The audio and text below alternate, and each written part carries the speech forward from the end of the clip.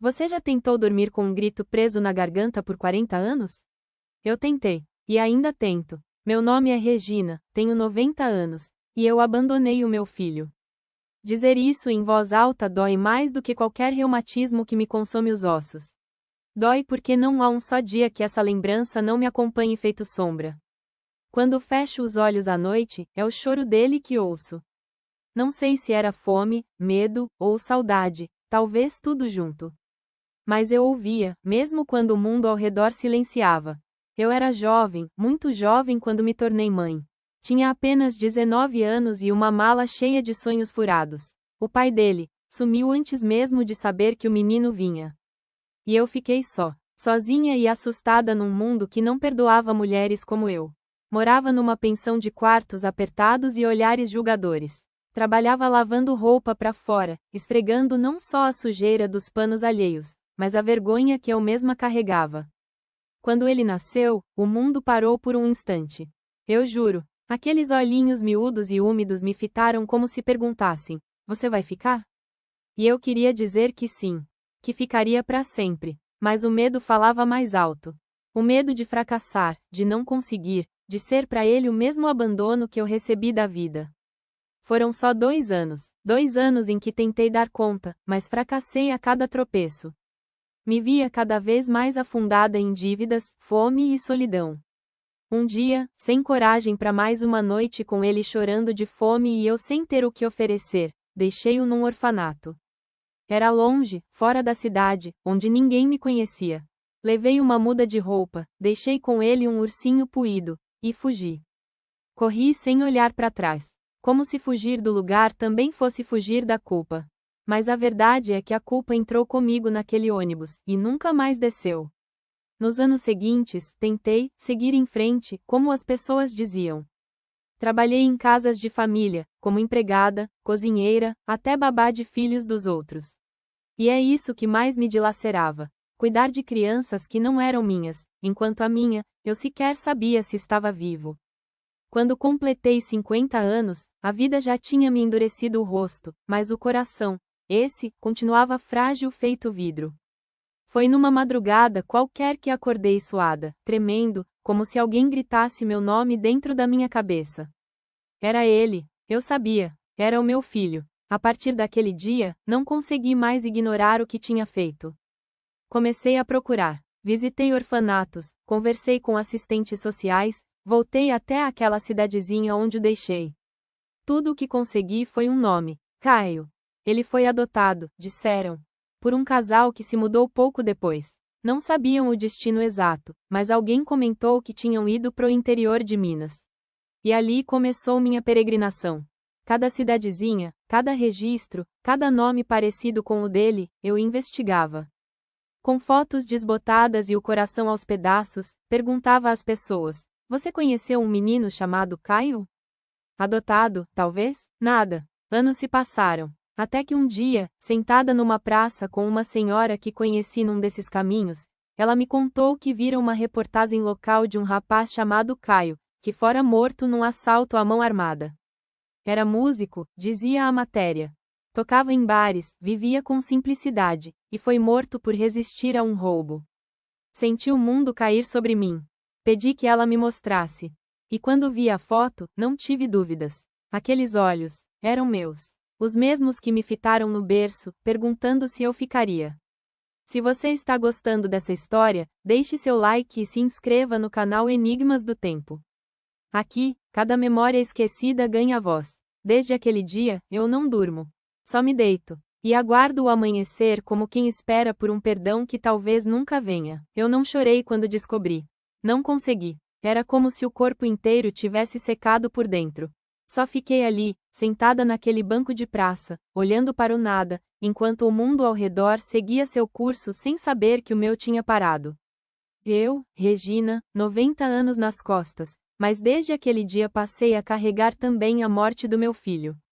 A morte que eu plantei quando o deixei naquele orfanato.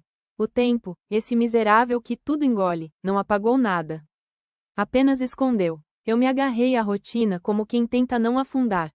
Acordava cedo, limpava a casa, fazia café, costurava, alimentava os passarinhos do quintal. Mas bastava o sol começar a descer no céu, bastava a casa silenciar, que a memória voltava, sempre ela. Comecei a escrever cartas para ele. Eu sei que pode parecer loucura. Mas eu precisava falar com ele de algum jeito. Escrevia como se ele pudesse ler lá de cima, ou de onde quer que estivesse. Pedia perdão. Contava como tinham sido os anos sem ele, os dias de vazio, as noites em claro. Dizia que eu o amava. Que sempre amei. Que só fui fraca. Caio, me perdoa, meu filho. Eu tive tanto medo de não te dar o mínimo, que acabei te dando o pior. Guardei todas as cartas numa caixinha azul. É a mesma que está aqui comigo, no armário do quarto, ao lado das roupas que não uso mais. Às vezes, penso em enterrá-la. Outras vezes, penso em queimar. Mas nunca consigo. É tudo o que me resta de você. Alguns vizinhos, os mais antigos, ainda me chamam de a Senhora da Casa Cinza. Sabem que sou solitária, que vivo de pensão do INSS e da ajuda de uma sobrinha distante que manda algumas coisas pelo correio. Mas ninguém imagina o peso que carrego no peito. Ninguém pergunta. E, no fundo, talvez eu prefira assim. Há dias em que olho para o espelho e quase não me reconheço. A pele marcada, os olhos fundos, os dedos trêmulos. Mas é nos olhos que me encontro. Porque é neles que ainda vejo os seus. Aquela mesma expressão de quando você era pequeno, como se ainda perguntasse: você vai ficar dessa vez, mãe? Fico, Caio. Agora fico. Já não tenho mais para onde ir.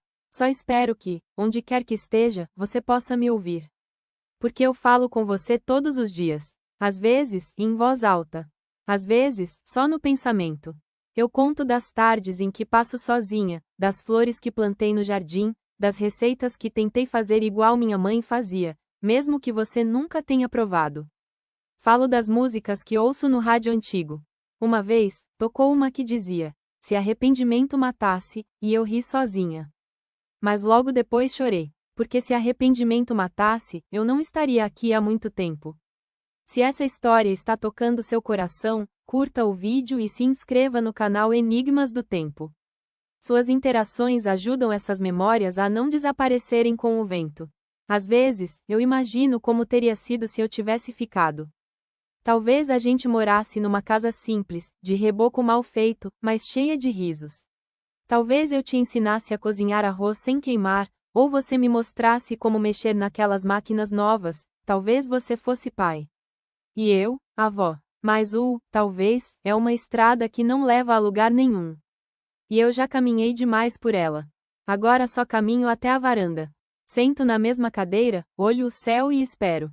Quem sabe, um dia, o vento traga a resposta que eu tanto procuro. Ou o perdão que eu tanto preciso. Alguns dias parecem mais longos que outros. E não é por causa da idade, nem das dores que a coluna me traz. É por dentro. O tempo aqui dentro caminha arrastado, como se soubesse que não há mais pressa. Que nada mais está por vir. E, mesmo assim, eu espero. Não sei o que, mas espero. Outro dia, sentei na beira da cama e fiquei olhando a caixinha azul onde guardei suas cartas. Não abro há meses. Tenho medo. Medo de encarar as palavras que eu mesma escrevi. Medo de reviver cada linha com o coração exposto, como se o tempo tivesse voltado. Mas fui lá. Abri. A primeira carta era curta. Uma página só. Eu pedia desculpas por ter ido embora. Dizia que era para você ter uma chance melhor, uma família que pudesse te dar o que eu não podia. Mas quando reli aquelas palavras, elas soaram tão covardes, tão vazias, como se eu estivesse tentando me convencer, e não você. Nas cartas seguintes, eu contava dos anos que passaram, das tentativas de reencontro, das ligações que fiz sem saber para onde ligar. Contava dos sonhos. Eu sonhei tanto com você, Caio. Em alguns sonhos você ainda era menino, com a boca suja de doce e o cabelo arrepiado. Em outros, era homem, com uma barba rala e um sorriso que parecia o do seu pai. Nunca tive coragem de procurar o rosto dele em você. Nunca tive coragem de lembrar. Teve uma carta, em especial, que me desmontou. Eu escrevi depois da visita ao abrigo, quando descobri que você já não estava mais lá. A assistente social me disse que você tinha sido adotado aos 6 anos por uma família do interior. Que parecia feliz, mas eu quis saber mais. E foi aí que tudo começou a ruir de novo. Fui atrás. Levei dias até encontrar o nome da cidade, depois o nome da escola, e por fim, o seu. Só que já era tarde. Tarde demais. A senhora que me atendeu na casa simples, de portão baixo e varanda florida, foi quem me deu a notícia. Ela disse com voz mansa, como se quisesse me proteger da dor.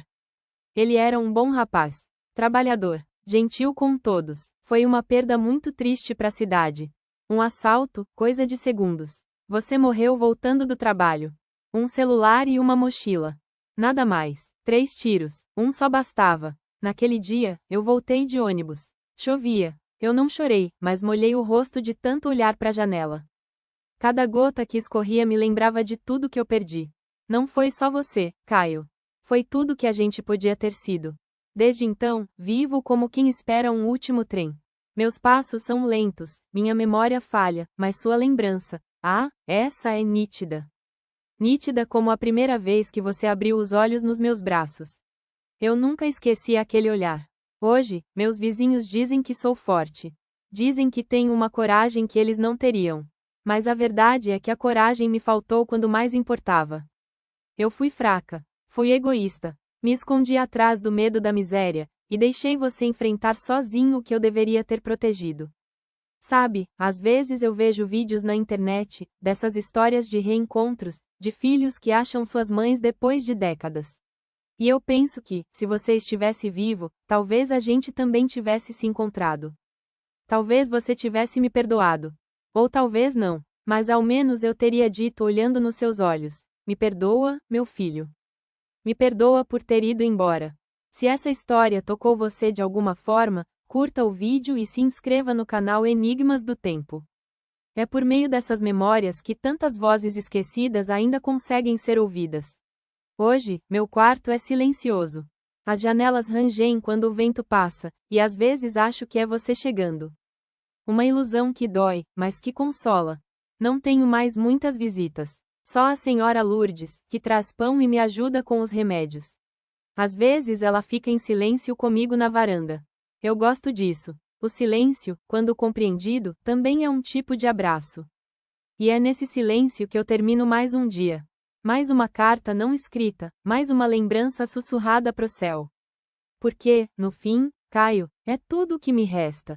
Sussurrar teu nome baixinho e esperar que o vento leve até você. Ontem, quando acordei, a luz do sol atravessava a cortina do meu quarto com uma delicadeza que há tempos eu não sentia. Era como se o dia tivesse sido feito só para mim. Levantei devagar, calcei meus chinelos gastos, e fui até a cozinha preparar meu café. Gosto do cheiro do café pela manhã, me lembra os poucos momentos bons que vivi. Enquanto a chaleira esquentava, sentei à mesa e olhei para o canto da parede onde pendurei a foto que consegui do Caio. Não é uma foto grande, nem muito nítida. Mas é tudo que eu tenho. Um retrato 3x4, colado numa moldura de plástico. Nele, ele já era homem feito. Mas o sorriso tinha um quê de menino. De menino que eu deixei. Fiquei ali olhando por um bom tempo, até que percebi que já não sentia tanta raiva de mim. A dor, sim, ainda mora aqui. Mas a raiva, talvez tenha começado a envelhecer comigo. Não porque me perdoei de vez, mas porque entendi que algumas coisas não têm volta. E se não tem volta, a gente precisa aprender a cuidar da ferida do jeito que dá. Tem dias que eu ainda sonho. Sonho que volto no tempo, que ouço você me chamando no quintal da casa da minha mãe. Você corre, tropeça, levanta sorrindo. E eu, sem pensar, corro atrás, pego você no colo e prometo nunca mais soltar. Mas aí acordo. O quarto está vazio, e o tempo, cruel como sempre, me lembra que o sonho acabou. Ontem mesmo, a Lourdes veio aqui de novo. Trouxe pão fresco e um pote de geleia que ela mesma fez. Sentou comigo na varanda, como de costume. E foi ela quem disse: Regina, você devia contar essa sua história para alguém. Quem sabe ajuda outras mães. Outras pessoas que carregam o peso de um erro. Pensei nisso o resto do dia. Talvez seja por isso que estou aqui agora, falando, deixando que minhas palavras virem algo maior do que minha culpa. Talvez alguém ouça. Talvez alguém, no meio da noite, se identifique. E, quem sabe, decida fazer diferente. Caio, meu filho, eu continuo falando com você. Não há um dia sequer em que seu nome não passe pelos meus lábios, mesmo que em silêncio. Já tentei imaginar como teria sido nossa vida se eu tivesse ficado. Talvez a gente tivesse passado fome, talvez não. Talvez você tivesse crescido ao meu lado, aprendendo comigo a ser forte. Ou talvez tivéssemos brigado, como tantas mães e filhos. Mas uma coisa é certa: eu teria te amado com todo o amor que guardei por todos esses anos. Sabe, aos 90 anos a gente entende que a vida não é feita só de escolhas certas ou erradas. É feita de caminhos. Alguns machucam, outros curam. Alguns não têm volta. Mas todos deixam marcas. E você, meu filho, foi a marca mais profunda, mais viva, mais eterna que a vida me deu. Hoje, meu corpo é lento. Meus olhos, embaçados. Mas meu coração, ele ainda sente. Ainda pulsa cada vez que penso em você. E mesmo que o mundo lá fora não me conheça, mesmo que ninguém saiba da minha história, sei que você existiu. Sei que fui sua mãe, ainda que por pouco tempo. E isso, para mim, é tudo. Se você chegou até aqui ouvindo minha história, saiba que cada palavra foi um pedaço de mim. Não se esqueça de curtir este vídeo, se inscrever no canal Enigmas do Tempo, e compartilhar com quem precisa ouvir. Às vezes, histórias como a minha não são só lembranças, são alertas. São espelhos. E agora que a noite cai, e o céu escurece, vou fechar meus olhos mais uma vez. Talvez te encontre em sonho, no mesmo quintal, correndo entre as árvores. E quem sabe, desta vez, eu não precise mais acordar. Boa noite, Caio. Boa noite, meu filho.